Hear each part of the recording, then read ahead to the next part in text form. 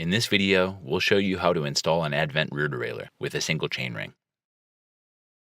If you have questions about proper setup, it's best to consult with a professional bike mechanic. To complete the installation process, you'll need the following tools: a tape measure, a torque wrench with 4 and 5 mm Allen bits, a chain braking tool, a screwdriver, and a cable and housing cutter. The first step is to attach the derailleur to the bike. The most important thing here is to make sure that the B-limit washer is in contact with the B-limit adjustment screw and that they're both oriented properly in relation to the derailleur hanger.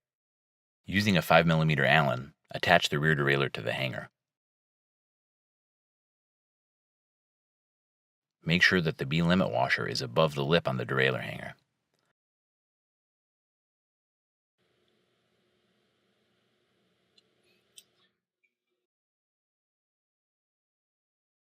Use a torque wrench to make sure the bolt is tightened to 8 to 10 Newton meters.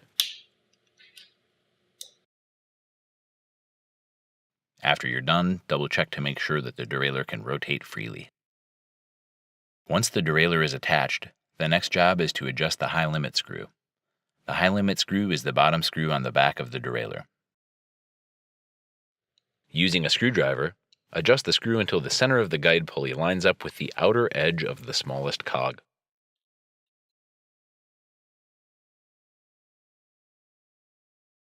The next step is to install your rear derailleur cable. Every frame manufacturer has different cable routing guidelines, so make sure you consult those before cutting the housing. The most important thing for the advent rear derailleur is that there's not too much of a curve in the housing and not too little slack either.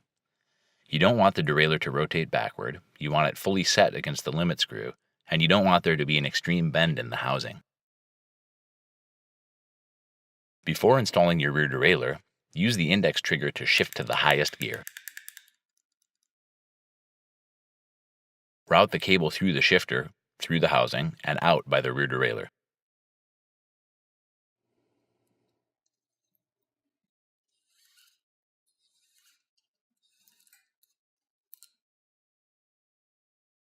To attach the cable to the rear derailleur, route it underneath the cable fixing bolt and washer, making sure that the cable is firmly resting in the groove under the washer. Tighten to 5 to 7 Newton meters.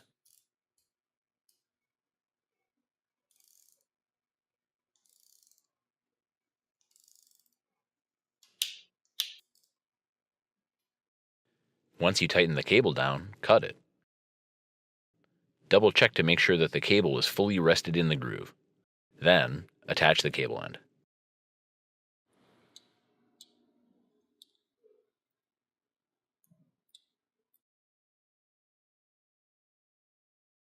Before installing the chain on the bike, make sure that the derailleur's clutch is disabled. There's a switch right here on the side. The closed circle means the clutch is engaged, and the open circle means it's disengaged.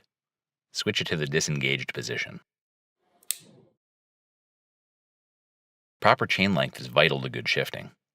On a full suspension bike, the distance between the bottom bracket and the rear axle can change as the bike moves through its travel.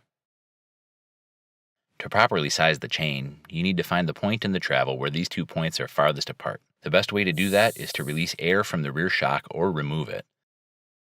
Then move the rear axle up and down as you measure the chainstay distance. If you're on a hardtail, no measurement is necessary. You can go straight to sizing the chain. To do that, wrap the chain around the chainring and the largest cog in the back, without routing through the derailleur. From the spot where the chain first overlaps, add 2 full inner links of length and cut the chain there. This inner link is the first one that overlapped. From there, add 2 more inner links and cut the chain at the end of the inner link. For chains without a quick connector, add another outer plate as well.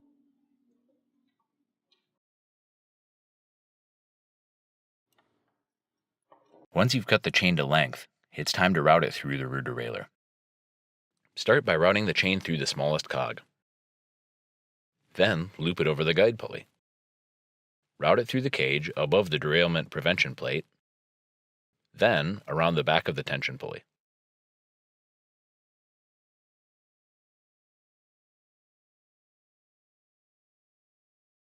Once the chain is through, attach both sides of the chain's quick connector. Make sure to pedal forward with the rear brake engaged to set the quick connector with an audible pop. Before adjusting the derailleur, return the switch back to the on position to engage the clutch.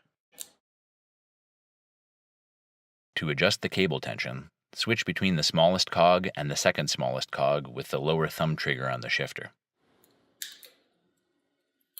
If the chain doesn't move, turn the barrel adjuster on the shifter counterclockwise. Try again, and repeat until the derailleur shifts to the next cog.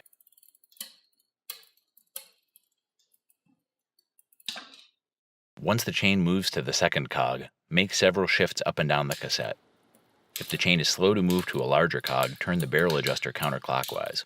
If the chain is slow to move to a smaller cog, turn the barrel adjuster clockwise. Once the system is shifting well in both directions, shift to the largest cog on the cassette. Using your hand, try to push the rear derailleur past the largest cog toward the wheel of the bike. If you can move the derailleur past the cog, tighten the low limit screw. The low limit screw is the middle screw on the back of the derailleur. Turn the screw clockwise until you can't move the derailleur past the large cog.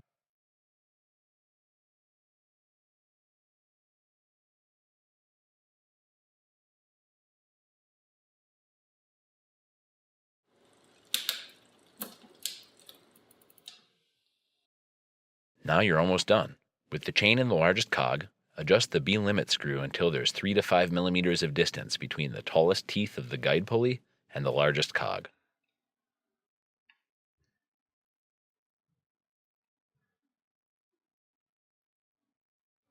This concludes the installation video for the Advent rear derailleur.